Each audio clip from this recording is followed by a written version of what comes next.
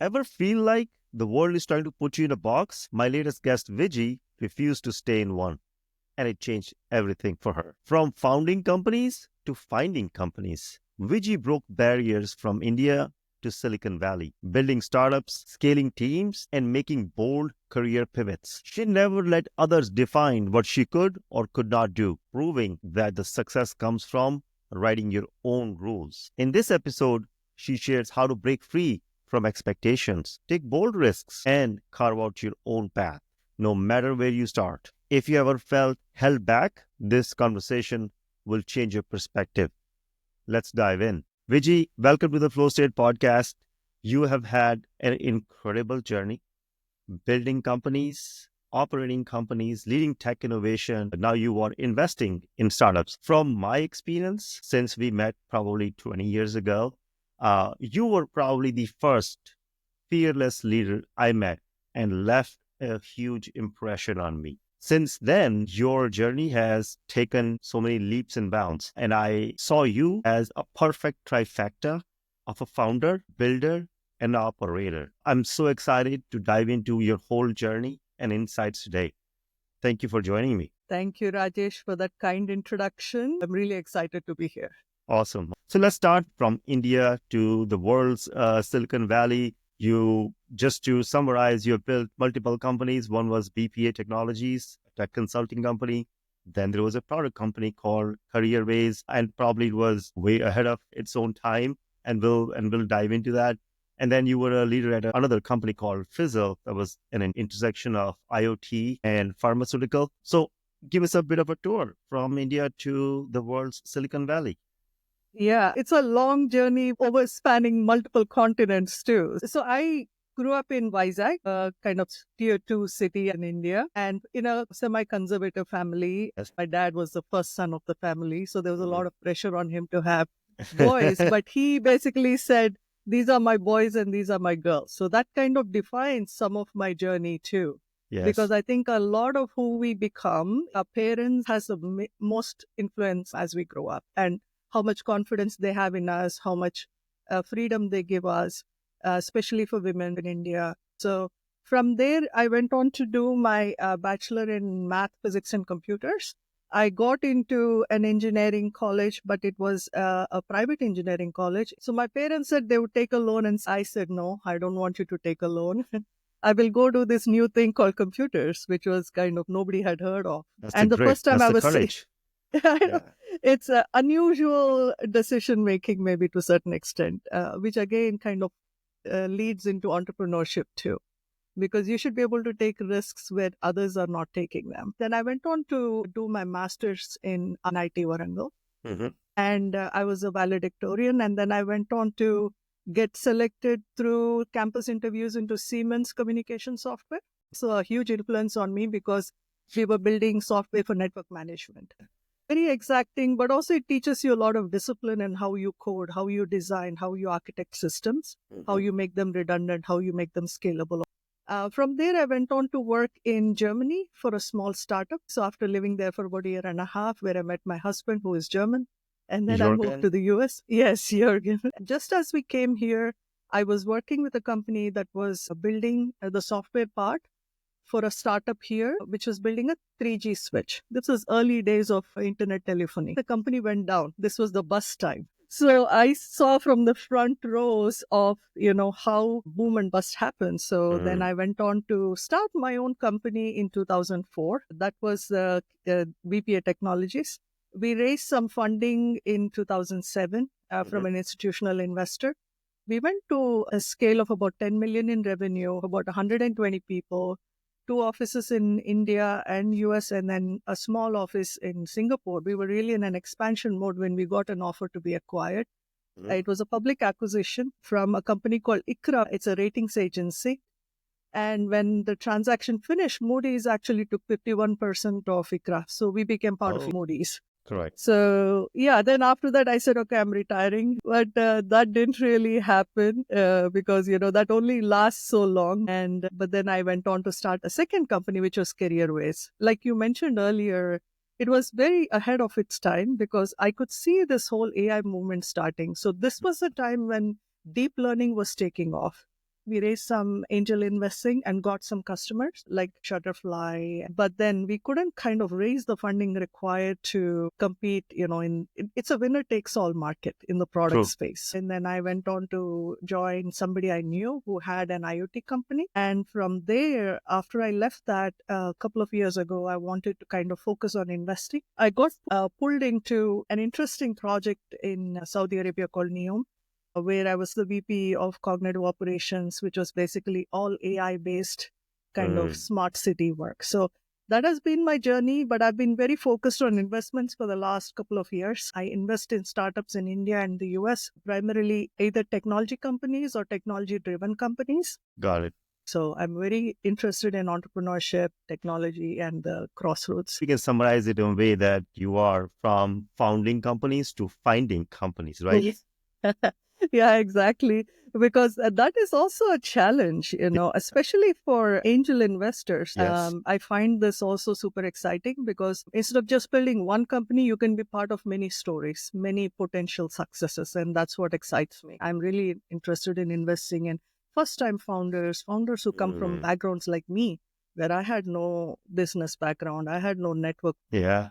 So I think I know those challenges. So I'm very partial to those kinds of founders. However, the idea has to be obviously good and it has to be something that can scale. So about career ways, I think nowadays we are looking at OpenAI, Llama, and now DeepSeek. Everybody is talking about AI and LLMs. Was it earlier than its time, or does timing really matter, or is it just a byproduct of you attempting to build something over a number of times? I think underlying that is a question of persistence versus being realistic, right? So, for example, you have the likes of Paul Graham who says that your startup is default dead unless you're growing. Yeah. Right. On the other hand, there are stories like Slack. They started off as a gaming company. Correct. And then there's a wonderful storytelling by him on Masters of Scale podcast by Reid Hoffman.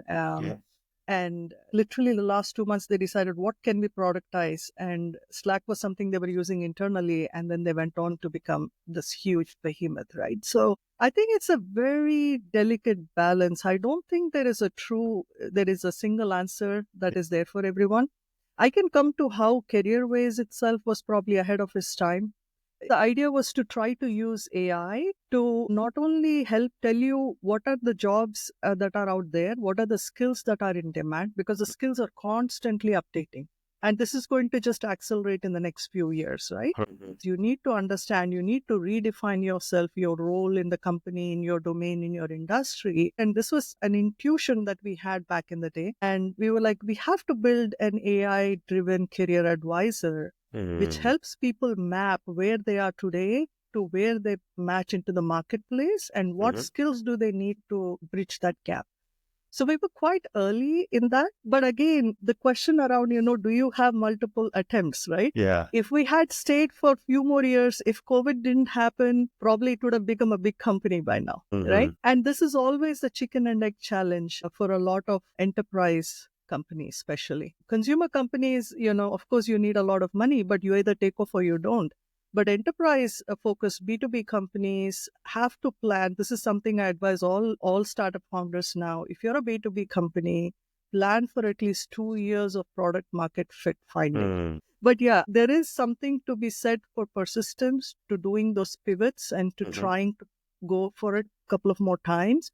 But there is also the challenge of, if your market is saturated by another competitor who has raised like 10 times as much money as you, and giving a free product, it's very for hard to 2 compete on years, price. like how do you compete with that? So it's always challenging, but that's the game, right? That's how you play. Were you disappointed that it didn't see or didn't go through the same success? And if it did, how did you overcome that and then, went to the next step? Yeah, it is hard, especially after you've had one success. I still think that we did great work because our technology became really interesting. Some of our investors took the technology and used it. So it became like a tech exit rather than a huge financial exit. But I see everything as a learning experience, right? Nothing is forever. Neither success is forever nor defeat is forever. everything is a learning experience. The question is, what did I learn from this? How can I do things better from here?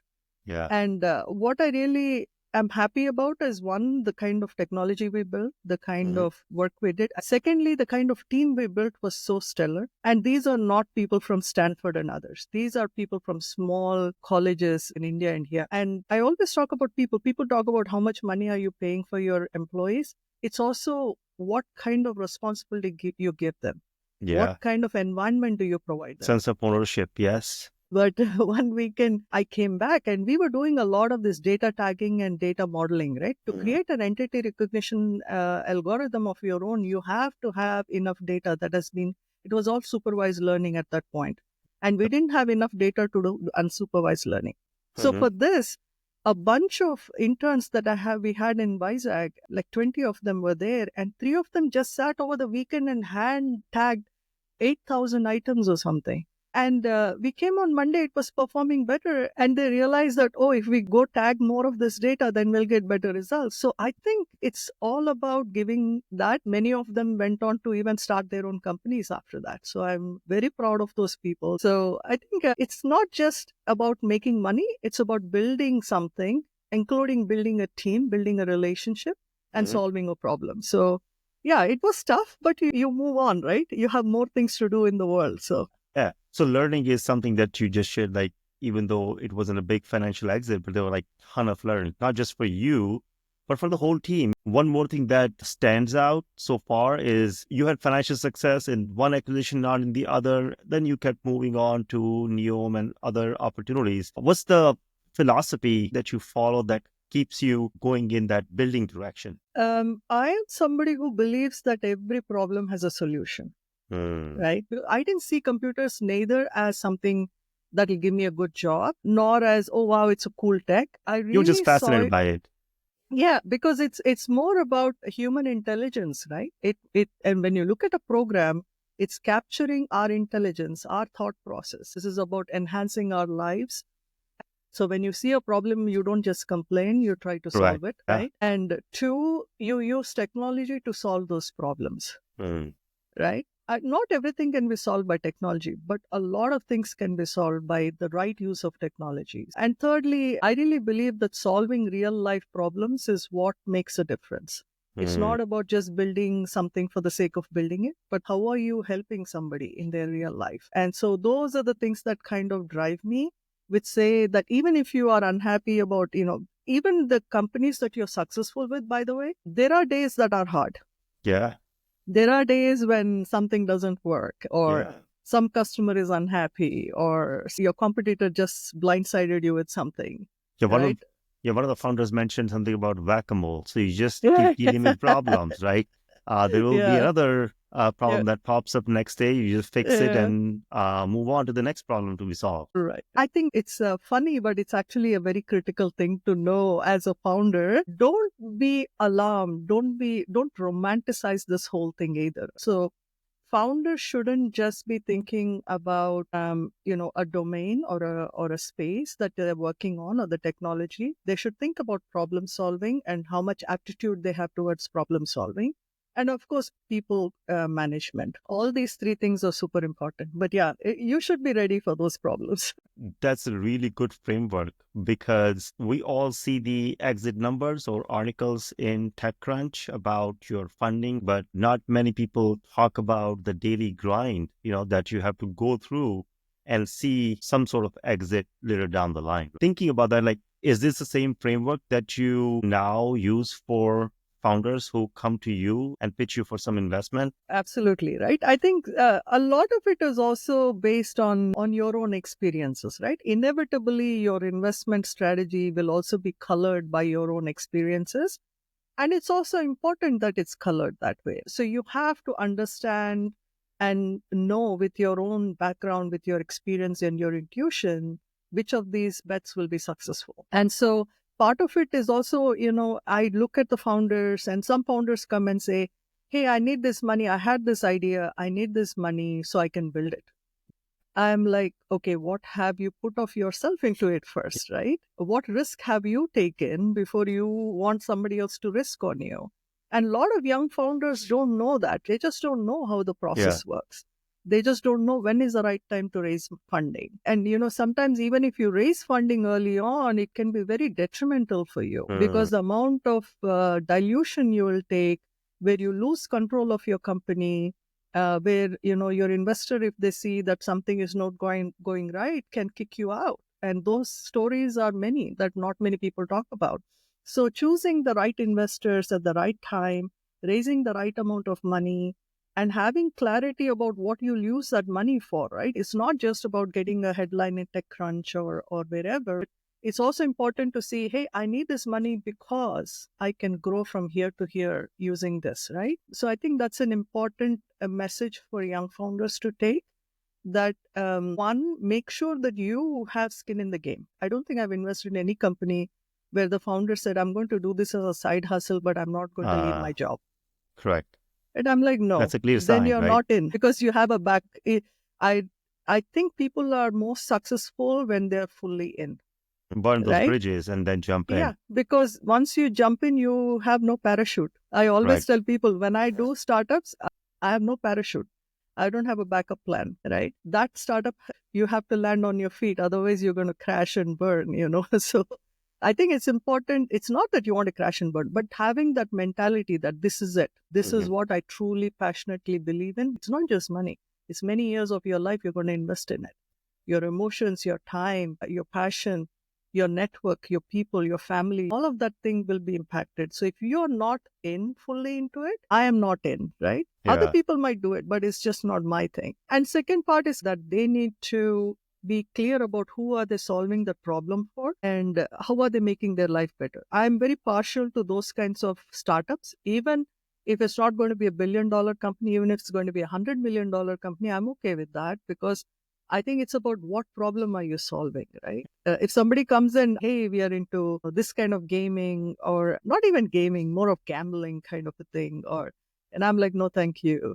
So some things you can make money, but the question is what kind of money you make. So I make those choices. It's personal. It's nothing good or bad. Right. Especially what you want to see in the world is where you are going to put your time, effort, and money into it. Right? Thinking back about all the different moments you had, what stands out as either one biggest lesson or multiple lessons, whether they are technical or personal or from business oriented? What stands out the most to you? One of the things I really go back to always when I talk about solving problems, very, very young at that time, I was in Germany building like a content management. And we were managing the contracts that are coming for mobile phones. And these contracts had to be scanned. So I decided I will automatically scroll the contract to the place where that particular information is.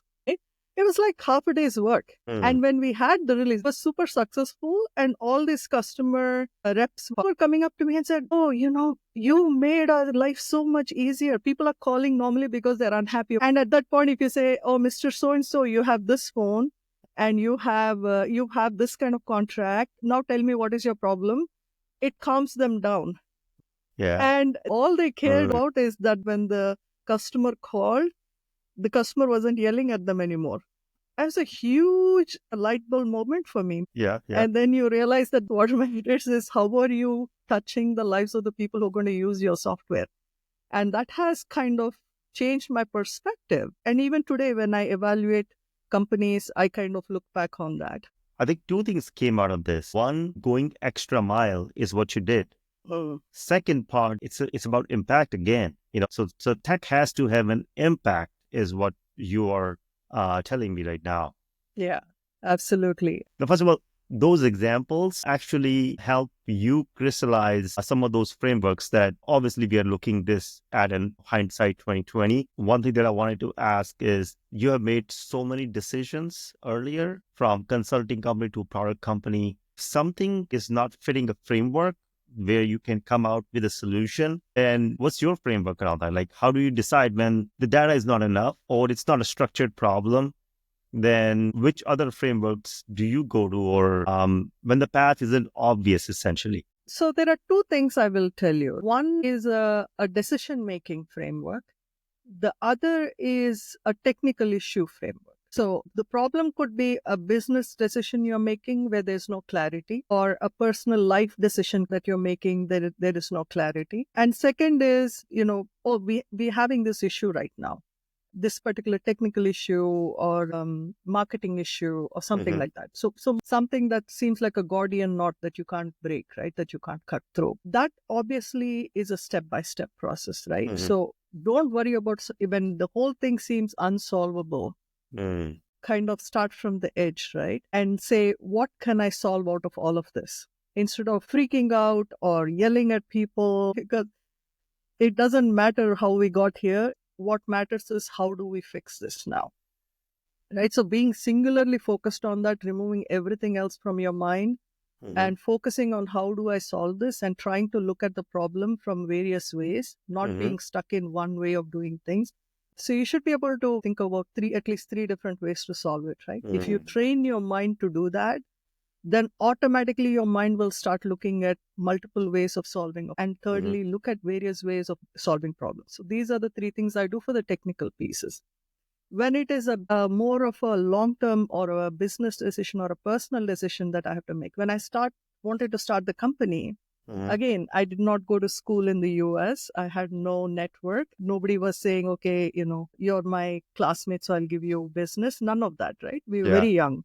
And in those days, there were no YouTube videos or no internet was there, but not as much as Not to today, this right? extent. This knowledge wasn't so widespread. I've always wanted to start a company of my own from childhood. I used to say that back in India. You can imagine what people thought of that. The But story you told yourself from the yes, beginning. from the start, because I was like, I'm going to show these people what we can do. I'm going to show what women can do. But then when do you do it is also a question. Because Mm-hmm. when I started my first company, my kids were 1 and 4. Mm. And I was the one who had a permanent job. So I had a health insurance. My husband was consulting at the time. So if I left my job and started something on my own, we didn't know what will happen. And we would lose Mm. health insurance with such young children. But I was really frustrated with where I was at that time. Mm.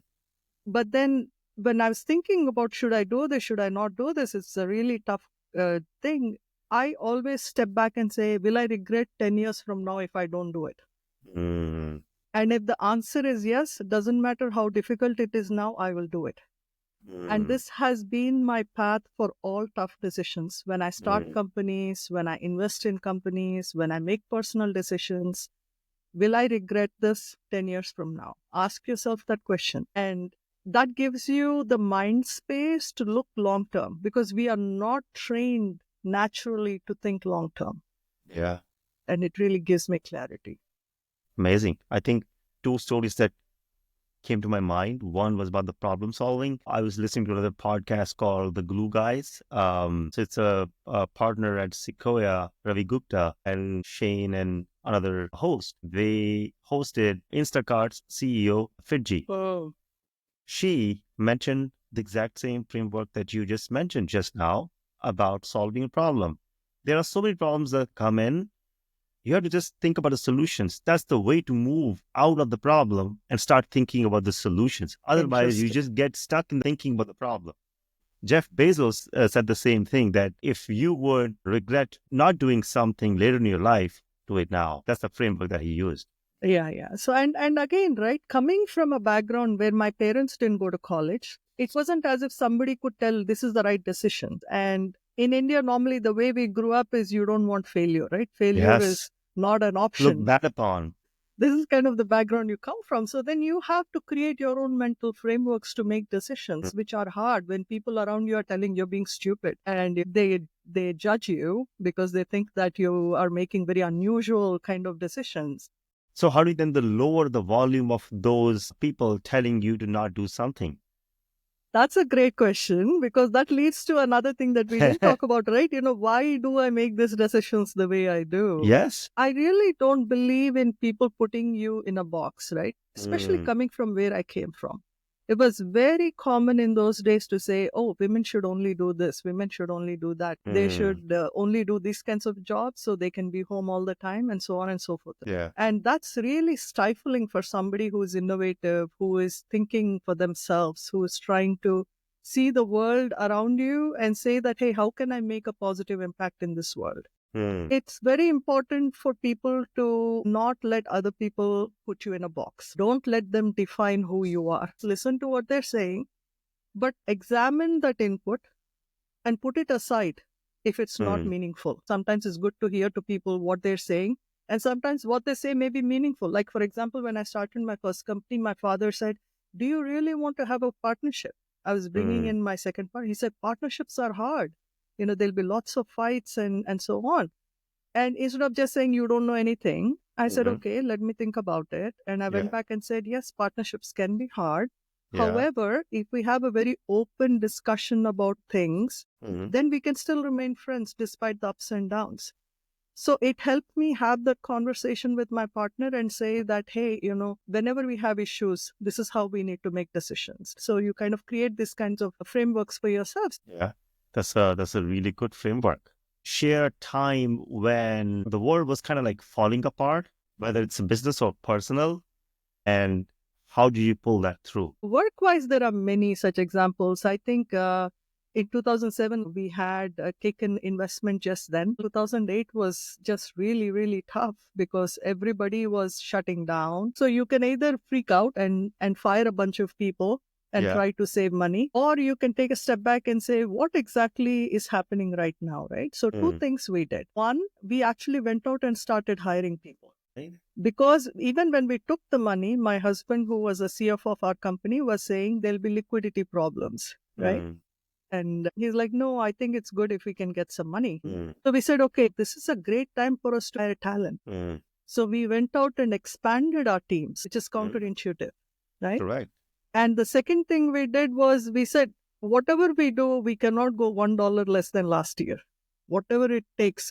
And one of my customers said, we will give you another project if you come, right? Me personally. This was Sony PlayStation, actually.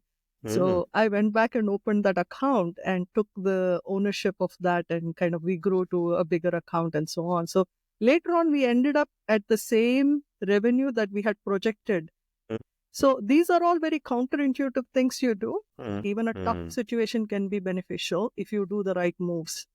And that really helped us when the economy picked up, because we had this super talent who was very dedicated to us because we gave them a chance when everybody else was firing people. So I think having a little bit of long-term view, even as a small company, is helpful.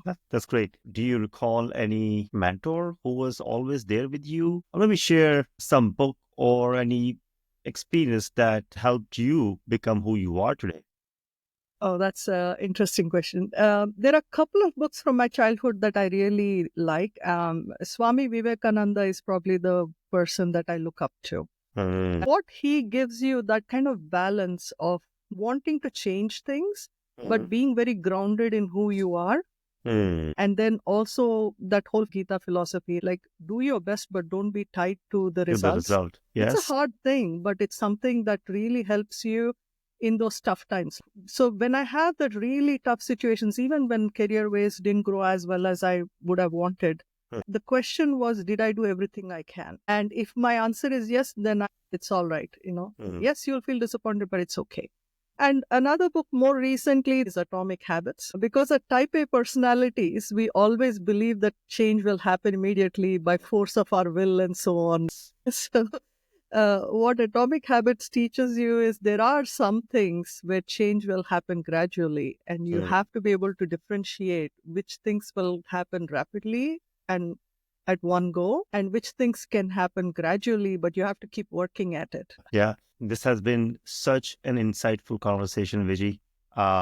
If I were to ask you one last question, what's the one advice you would give to anybody in startups, entrepreneurship, business, or life? What would that be? Reach for your dreams. Nobody can stop you except for yourself. There are going to be challenges. There are going to be things that won't go your way, but it's all right. The journey is worth it. So don't worry about the naysayers. Don't worry about what other people are doing.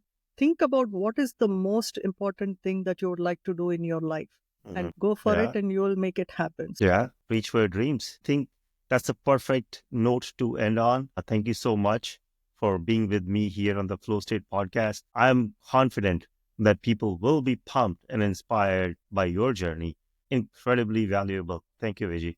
Thank you so much, Rajesh. I really enjoyed chatting with you. Thank you. Be well. Bye. Take care, Vijay.